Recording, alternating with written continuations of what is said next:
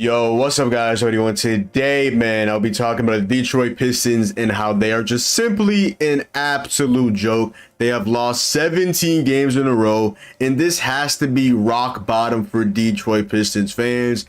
Last time they were in the playoffs, they were 41-41. That's when they had Blake Griffin and Andre Drummond, and they won one game against the Milwaukee Bucks in 5 games. And now they have lost, like I said, 17 games in a row. And I guess the only good thing is there's only one good thing here, and that's the only thing you can do is go up from here, right? Because you can't really go down from here. You just had a whole entire month with the Detroit Pistons in the year 2023 have to be one of the only teams in NBA history to go an entire month without winning an entire game. They lost every single game in the month of November. Do you know how embarrassing that is? And Pistons fans, I don't know how y'all go through this. Watch every single Pistons game. I watch a couple Pistons game here and there just to check in. And when I check in, I'd be pissed I'm a fan of the Pistons. This is just a bad product overall. You lost to the Blazers, that's a winnable game. You lost to the Bulls, that's a winnable game. You lost to the Wizards by 19 points, who are the second worst team in all of basketball, by 19 points. Even though at halftime, that game was close. And so the third and fourth quarter, second half of the game overall, Kyle Kuzma put y'all in an absolute blender and just cook y'all up. He was looking like a demon. Don't get it twisted. Kyle Kuzma is a really good player, really underrated player. But you got Kyle Kuzma dropping 32 points on your head, including most of that in the second half of the game. This Pistons team is downright terrible. And there is nothing to hang your hat on offense, on defense. They're bottom 10 in both offense and defense. It is genuinely disgusting. This team is just downright terrible. We were okay, Cade Cunningham will be back. Let's see how good this team was with Cade Cunningham. This team is what? The record of the Pistons right now is 2-18. They're the worst team in basketball, even with their franchise guy in Cade Cunningham back. And we gotta talk about everything with the Detroit Pistons because it is genuinely it doesn't make sense how terrible this team is. This team has the fourth worst offense in all of basketball. They're averaging 109.2 points per game, which is only behind the Bulls, who reek. The Blazers, not the Blazers yet. The Grizzlies without Ja, who reek. And the Blazers, who also reek. And you lost to the Blazers, and you lost to the Bulls. Pistons, it is getting bad for y'all. Let's go ahead and talk about the defense. Jesus Christ. The defense also is terrible as well. They're bottom 4 in offense, and the Pistons are also bottom 10 in defense as well. They have right now the 1, 2, 3, 4, 5, 6, 7, the 8th worst defense by opponents' points per game in the NBA as well, as they are giving up an average of 118.1 points per game. Like I said earlier, they're giving up 118 points, and they're putting up 109 points in the year 2023. GM Troy Weaver's contract is sizzling on a fire right now, and it's not like he's made terrible picks. They've made good picks. It's just individually they're good picks, but collectively they just don't mesh well. And yeah, this is an extremely young team. Yes, start of the season looking all right. They ended up they begin the season 2-1. They lost to my Miami Heat. They had a really good effort to almost go ahead and win that game. Miami Heat almost choked that game. Then they beat the Hornets. Then they beat the Bulls. Two teams that are collectively around the bottom of the NBA. Let's call that up as the Hornets have been a lot better than I've expected, though. I'll be honest, and the Bulls that's the reason I've got a little hot without Levine and DeMar, which might cause them to go ahead and just fully just embrace the rebuild and just stop wasting everybody's time. But we'll see in terms of all that. But this is a Pistons video. Let's go ahead and talk about the Pistons even more. Pistons, like I said, have lost 17 games in a row, and this is rock bottom for the Detroit Pistons. The sad part is you have Cade Cunningham fully healthy. You have good players on his team. individually. Collectively, though, it is just not it. I mean, a couple of days ago, you were starting a starting lineup of Cade Cunningham, Killian Hayes, Isaiah Livers, Isaiah Stewart, and Jalen Duren. In the year 2023, with the spacing, that ain't it. The way they've mismanaged, in my opinion, Jaden Ivey, it is not it at all. Yes, we know Killian Hayes is a better defender. Killian Hayes is a better playmaker, but you need shooting in the year 2023. And you cannot tell me that Killian Hayes is a better shooter in 2023 or even ever than Jaden Ivey. Jaden Ivey also has rim pressure as well. So I don't know why you have him on a bench when your team already lacks spacing. Asar Thompson, a rookie, has been really good. This is one of the best rookies in the NBA. But he cannot shoot a three to save his life, and his mid-range shot is not really consistent at all as well. He's really good at attacking the rim, rebounding, and defending. He's a project player. I'm not expecting him to be a knockdown shooter from day one, which is why you add shooting to the lineup, and then you insert Killian Hayes, and I'm just like, what are the Pistons doing? Isaiah Stewart, he's been shooting pretty well from the field. If I'm not mistaken, last time I checked, he was shooting around 39% from three. So he's a respectable three-point shooter, but teams also don't really like close out on them that often. A lot of times are just wide open just because they double team Cade Cunningham, they leave Isaiah Stewart wide open, and he at points makes them pay. Right now he's shooting 37% from the field on around 4 attempts from three. Like I said, he's not really somebody that you see open for three and like, oh yeah, this like prime Curry, let me go to close out on him. No, if Isaiah Stewart beats you, he beats you at the end of the day. And Jalen Duren also, as we know, he can't really shoot. So you have Cade Cunningham, who this season has been pretty inefficient.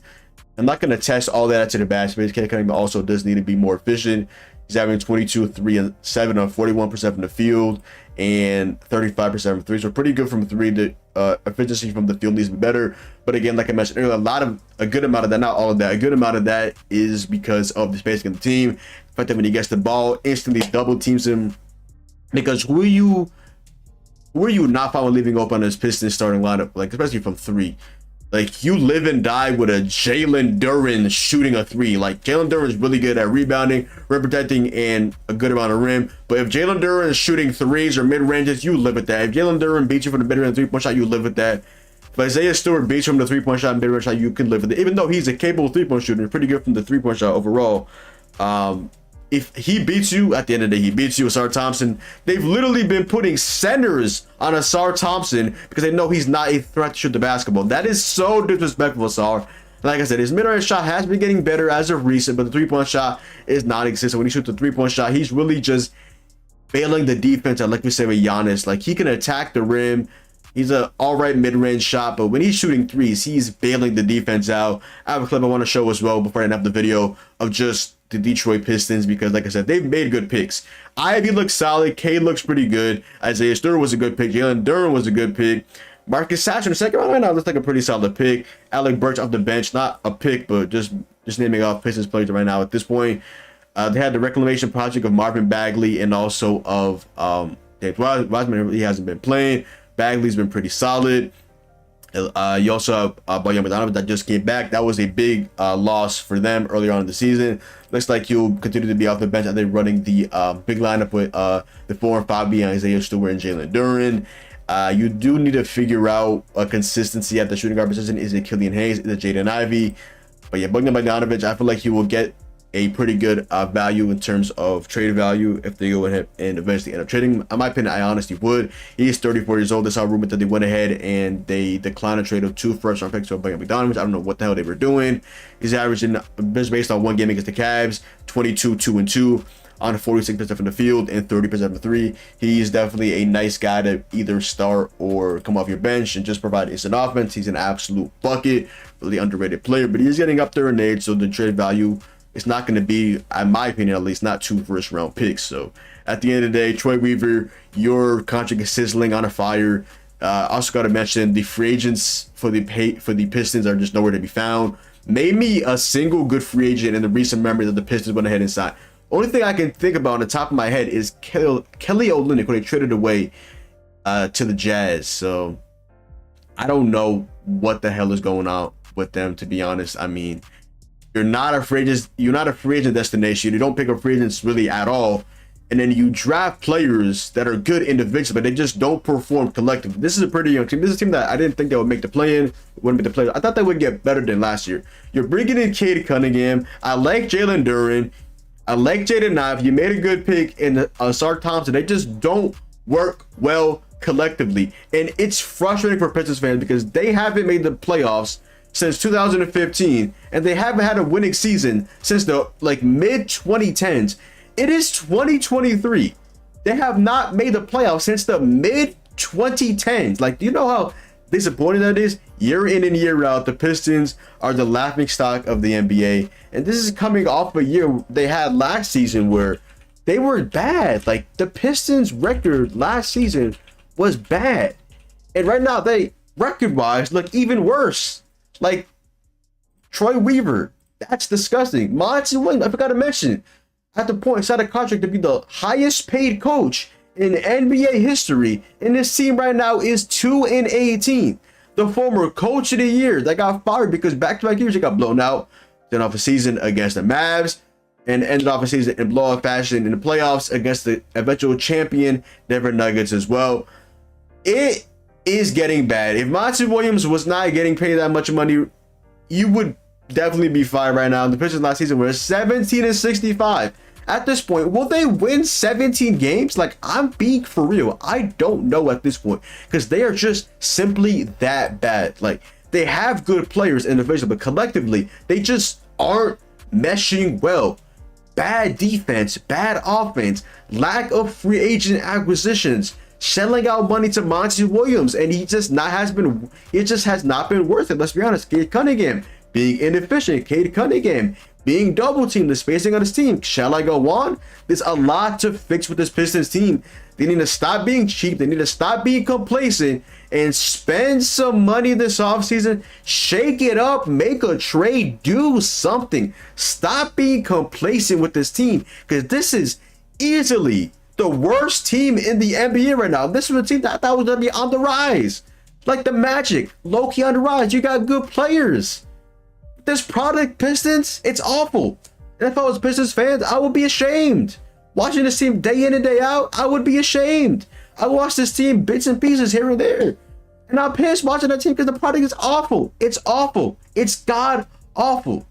Let's go ahead and see the clip of the Pistons before I end this video, and let's go ahead and see what I was talking about. Like, the spacing of this team is literally awful. This is from a game because the Lakers went ahead and watched it, and Cade Cunningham was making some pretty good passes, passing it to his teammates, and they were all clanky. You want to know why? Because they aren't floor spacers. Like, they double team Cade, and all of a sudden somebody got open, so he has the IQ to pass the ball to somebody. But wait, they aren't consistent shooters, so they're gonna miss. Like, Cade Cunningham, like, I honestly feel bad for him as well. Like, Jesus Christ, like, this is like Pistons fans. How do y'all do this? Y'all see how I'm worked up about this? And I'm a diehard Miami Heat fan. I have no connection to the Pistons at all.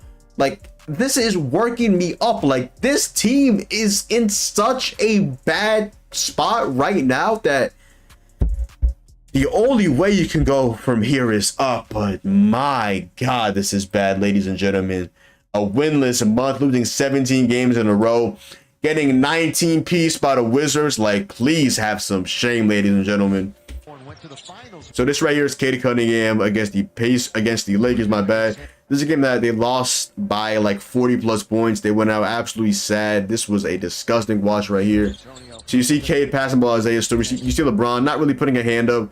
Again, Isaiah Stewart is like a 37% three-point shooter, and they just don't respect him. You leave him wide open. Like I said, he is capable of shooting threes, but most of his shots are like this. They're just wide open. If he beats you, he beats you. If not, cool. Late catch from LeBron. That's a wide open shot for your NBA player, and he hits the shot.